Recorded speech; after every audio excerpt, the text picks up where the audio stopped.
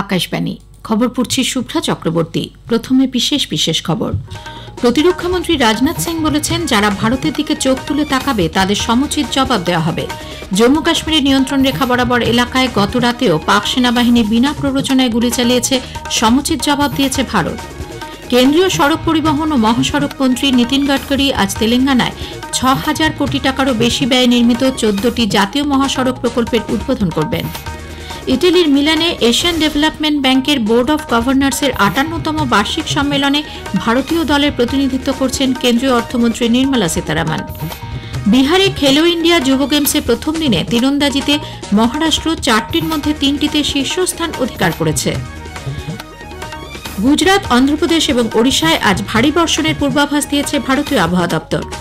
IPL ক্রিকেটে আজ Sunrisers Hyderabad Delhi ক্যাপিটালসের মুখোমুখি হবে। আসছে বিস্তারিত খবরে। প্রতিরক্ষামন্ত্রী রাজনাথ সিং বলেছেন, সশস্ত্র বাহিনীর পাশে থাকা তাঁর প্রধান দায়িত্ব এবং যারা ভারতের দিকে চোখ তুলে তাকাবে তাদের সমুচিত জবাব দেওয়া হবে। নতুন দিল্লিতে গতকাল সংস্কৃতি জাগরণ মহোৎসবের অনুষ্ঠানে যোগ দিয়ে শ্রী সিং বলেন, সেনার পাশাপাশি দেশের সীমান্তে নিরাপত্তা রক্ষায় তাঁরও দায়িত্ব রয়েছে। দেশের মানুষ যা চাইবে প্রধানমন্ত্রী নরেন্দ্র মোদীর নেতৃত্বে দেশ সেই পদক্ষেপই নেবে।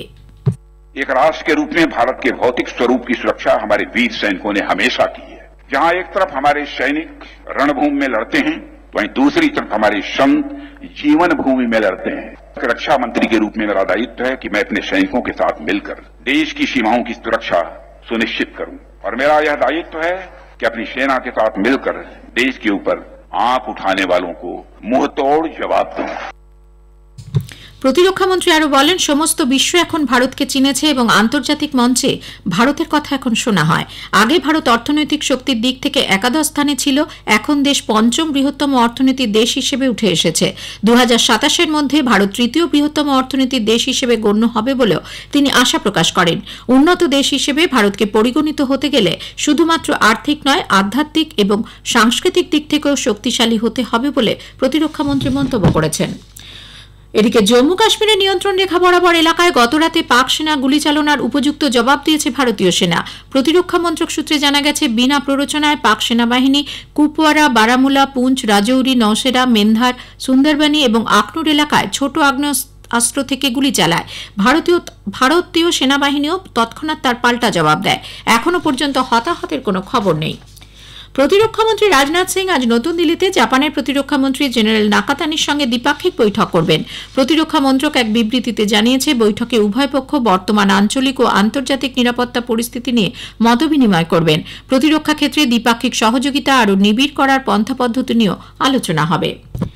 মাওবাদী সমস্যা শক্ত হাতে মোকাবিলা করলেও পশ্চিমবঙ্গে সাম্প্রদায়িক হিংসা ঠেকাতে মমতা ব্যানার্জির সরকার ব্যর্থ বলে রাজ্যপাল সিভি আনন্দ বোস কেন্দ্রীয় স্বরাষ্ট্রমন্ত্রককে জানিয়েছেন। আইন শৃঙ্খলা পরিস্থিতি নিয়ন্ত্রণে প্রয়োজনে সংবিধানে ৩৫৬ নম্বর ধারা প্রয়োগ করারও সুপারিশ রাজ্যপাল করেছেন বলে সংবাদ সংস্থা আইএএনএস জানিয়েছে। সম্প্রতি রাজ্যপাল নিজে মুর্শিদাবাদের অশান্ত এলাকাগুলি সরেজমিনে পরিদর্শনে যান, কথা বলেন ক্ষতিগ্রস্ত মানুষজনের সঙ্গে। তার অভিজ্ঞতার কথা রাজ্যপাল রিপোর্ট আকারে কেন্দ্রে পাঠিয়েছেন বলে খবর। রিপোর্টে সংশোধিত ওয়াকফ আইন নিয়ে মুর্শিদাবাদের সাম্প্রদায়িক অশান্তির উল্লেখ রয়েছে। হিংসা ঠেকাতে পুলিশের ব্যর্থতা, বাহিনীতে লোকবলের অভাব এবং পরিস্থিতি নিয়ন্ত্রণের বাইরে চলে গেলেও কেন্দ্রীয় বাহিনী মোতায়েনে অনীহার মতো নানা বিষয় রিপোর্টে রয়েছে বলে জানা গেছে। এদিকে ওয়াকফ আইন নিয়ে সাম্প্রতিক হিংসার পর এই প্রথম মুখ্যমন্ত্রী মমতা ব্যানার্জি আজ মুর্শিদাবাদ জেলা সফরে যাচ্ছেন। কলকাতা থেকে বহরমপুর পৌঁছে জেলা প্রশাসনের শীর্ষ আধিকারিকদের সঙ্গে বৈঠক করবেন তিনি। পরদিন সংশোধিত ওয়াকফ আইন বিরোধী আন্দোলনের জেরে হিংসা কবলিত শামশেরগঞ্জের বিভিন্ন এলাকা পরিদর্শন করবেন বলে জানা গেছে। কথা বলবেন ক্ষতিগ্রস্ত পরিবারগুলির সদস্যদের সঙ্গে। সুতির ছাপঘাটি কেডি বিদ্যালয়ের মাঠে এক অনুষ্ঠানে বেশ কিছু উন্নয়নমূলক প্রকল্পের উদ্বোধন ও শিলান্যাসের কর্মসূচি রয়েছে তাঁর। সেখান থেকেই হিংসায় আক্রান্ত পরিবারের সদস্যদের হাতে আর্থিক সহায়তা তুলে দেবেন মুখ্যমন্ত্রী। এদিকে মুর্শিদাবাদে অশান্তিতে ক্ষতিগ্রস্ত শতাধিক পরিবারের নষ্ট হয়ে যাওয়া নথিপত্র যুদ্ধকালীন তৎপরতায় তৈরি করে দিতে হবে বলে রাজ্য সরকার নির্দেশ জারি করেছে। কেন্দ্রীয় সড়ক পরিবহন ও মহাসড়ক মন্ত্রী নীতিন গডকরি আজ তেলেঙ্গানায় ৬,০০০ কোটি টাকারও বেশি ব্যয়ে নির্মিত ১৪টি জাতীয় মহাসড়ক প্রকল্পের আওতাধীন ২৮৫ কিলোমিটার রাস্তার উদ্বোধন করবেন। শ্রী গডকরি আজ সকালে আসিফাবাদ জেলার কাগজনগর এক্স রোডে 4 লেনের জাতীয় মহাসড়ক 363 উদ্বোধন করবেন। সন্ধ্যায় তিনি হায়দ্রাবাদে ভেল এবং আম্বারপেট উড়ালপুলের আনুষ্ঠানিক উদ্বোধন করে একটি জনসভায় ভাষণ দেবেন। এছাড়াও তিনি তেলেঙ্গানায় বেশ কয়েকটি সড়ক প্রশস্তকরণ প্রকল্পের ভিত্তিপ্রস্তরও স্থাপন করবেন। এই খবর প্রচারিত হচ্ছে আকাশবাণী থেকে।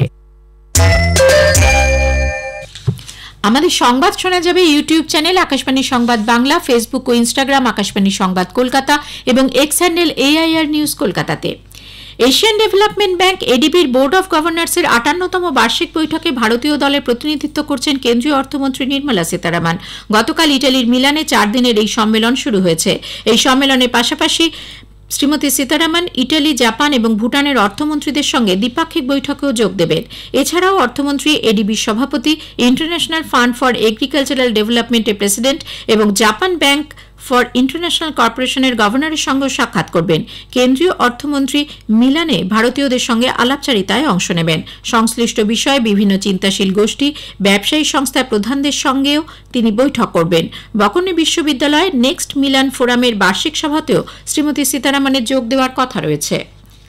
ভারত ও বেলজিয়াম দ্বিপাক্ষিক বাণিজ্য বৃদ্ধি, শিল্প সহযোগিতা বৃদ্ধি এবং সেমিকন্ডাক্টর, ক্লিন এনার্জি, প্রতিরক্ষা সহ বিভিন্ন কৌশলগত ক্ষেত্রে বিনিয়োগ বাড়ানোর উপায় নিয়ে আলোচনা করেছে। উভয় পক্ষ ভারত ইউরোপীয় ইউনিয়ন মুক্ত বাণিজ্য চুক্তি আলোচনার অগ্রগতি পর্যালোচনা করেছে।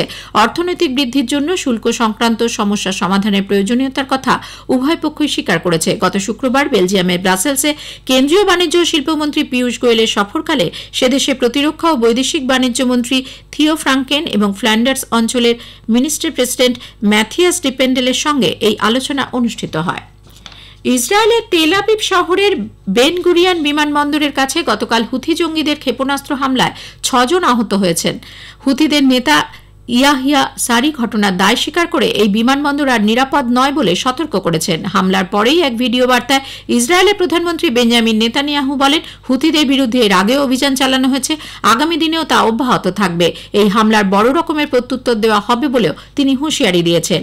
এদিকে একাধিক আন্তর্জাতিক এয়ারলাইন্স এই ঘটনার পর তেল আবিবগামী বিমান পরিষেবা স্থগিত করে দিয়েছে। এয়ার ইন্ডিয়া জানিয়েছে তাদের তেল আবিবগামী সমস্ত উড়ান আগামীকাল পর্যন্ত বাতিল থাকবে। গুজরাট, অন্ধ্রপ্রদেশ এবং ওড়িশায় আজ ভারী বর্ষণের পূর্বাভাস দিয়েছে ভারতীয় আবহাওয়া দপ্তর IMD। পশ্চিমবঙ্গ, বিহার, ওড়িশা, হিমাচল প্রদেশ, ঝাড়খণ্ড, জম্মু কাশ্মীর, উত্তরাখণ্ড, অসম এবং মণিপুরে আগামীকাল পর্যন্ত বজ্রবিদ্যুৎ সহ বৃষ্টি এবং ঝোড়ো হওয়ার সতর্কতা জারি করা হয়েছে। পূর্ব রাজস্থানের কিছু অংশে আজ ধুলোঝড় হতে পারে। ছত্তিশগড়, পূর্ব মধ্যপ্রদেশ, গুজরাট, ওড়িশা এবং উত্তরাখণ্ডে আজ শিলাবৃষ্টির সম্ভাবনা রয়েছে বলেও জানিয়েছে IMD। এখন খেলো ইন্ডিয়ার খবর। खेलेगा खेलेगा मेरा इंडिया, जीतेगा जीतेगा मेरा इंडिया, खेलेगा खेलेगा मेरा इंडिया। বিহারে খেলো ইন্ডিয়া যুব গেমসে প্রথম দিনে বেশ কয়েকটি বিভাগে খেলোয়াড়রা অনন্য দক্ষতা প্রদর্শন করেছেন। তীরন্দাজিতে মহারাষ্ট্রের খেলোয়াড়রা 4টি ইভেন্টের মধ্যে 3টিতে শীর্ষস্থান অর্জন করেছে। মেয়েদের বিভাগে কম্পাউন্ড যোগ্যতা অর্জন বিভাগে মহারাষ্ট্রের তেজাল রাজেন্দ্র সালভে 697 পয়েন্ট পেয়ে তালিকায় শীর্ষস্থান অর্জন করেছে। ছেলেদের বিভাগে অন্ধ্রপ্রদেশের কোডানপানি থাউরনিস জাঠিয়া ছেলেদের রিকার্ভ যোগ্যতা অর্জন বিভাগে মোট 655 পয়েন্ট নিয়ে শীর্ষস্থান পেয়েছেন। একই ইভেন্টে মেঘালয়ের দেবরাজ মহাপাত্র দ্বিতীয় স্থানে রয়েছেন। এদিকে ভলিবলে জম্মু কাশ্মীর ছেলেদের গ্রুপে 1-2 সেটে পিছিয়ে থেকেও শেষ পর্যন্ত উত্তরাখণ্ডকে 3-2 সেটে এবং তামিলনাড়ু ঝাড়খণ্ডকে 3-2 সেটে হারিয়ে দিয়েছে। মেয়েদের গ্রুপ বিতে গুজরাট কেরালাকে 3-0 হারিয়েছে। মেয়েদের গ্রুপে এতে পশ্চিমবঙ্গ বিহারকে 3-0 পরাজিত করেছে। কাবাডিতে ছেলেদের বিভাগে হরিয়ানা কর্ণাটকের বিরুদ্ধে 57-30 ব্যবধানে জয় পেয়েছে। গেমসের দ্বিতীয় দিনে সাঁতার, গাটকা, খো খো, কাবাডি, মলখাম্ব, ভলিবলের অন্যান্য ইভেন্টের খেলা অনুষ্ঠিত হবে। বিহারের পাটনায় গতকাল 18 অনূর্ধ্বদের খেলো ইন্ডিয়া ইউথ গেমস 2025-এর বর্ণাঢ্য উদ্বোধন হয়। 8,500-এরও বেশি ছেলেমেয়ে এই ইভেন্টে যোগ দিয়েছেন। হায়দ্রাবাদের রাজীব গান্ধী আন্তর্জাতিক স্টেডিয়ামে আজ IPL এর ম্যাচে সানরাইজার্স হায়দ্রাবাদ দিল্লি ক্যাপিটালসের মুখোমুখি হবে। খেলা শুরু হবে সন্ধ্যে 7:30টায়। গতকাল IPL এ প্রথম ম্যাচে কলকাতা নাইট রাইডার্স রাজস্থান রয়্যালসকে 1 রানে হারিয়ে দেয়। দ্বিতীয় ম্যাচে পাঞ্জাব কিংস 37 রানে লখনৌ সুপার জায়ান্টসকে পরাজিত করে। শেষ করার আগে খবরের বিশেষ অংশ আরও একবার। প্রতিরক্ষামন্ত্রী রাজনাথ সিং বলেছেন, যারা ভারতের দিকে চোখ তুলে তাকাবে তাদের সমুচিত জবাব দেওয়া হবে। ইটালির মিলানে এশিয়ান ডেভেলপমেন্ট ব্যাংকের বোর্ড অব গভর্নর্সের 58তম বার্ষিক সম্মেলনে ভারতীয় দলের প্রতিনিধিত্ব করছেন কেন্দ্রীয় অর্থমন্ত্রী নির্মলা সীতারামন। বিহারে খেলো ইন্ডিয়া যুব গেমসের প্রথম দিনে তীরন্দাজিতে মহারাষ্ট্র 4টির মধ্যে 3টিতে শীর্ষস্থান অধিকার করেছে। খবর পড়া এখনকার মতো শেষ হলো। এরপর শুনবেন স্থানীয় সংবাদ 10টা বেজে 10 মিনিটে।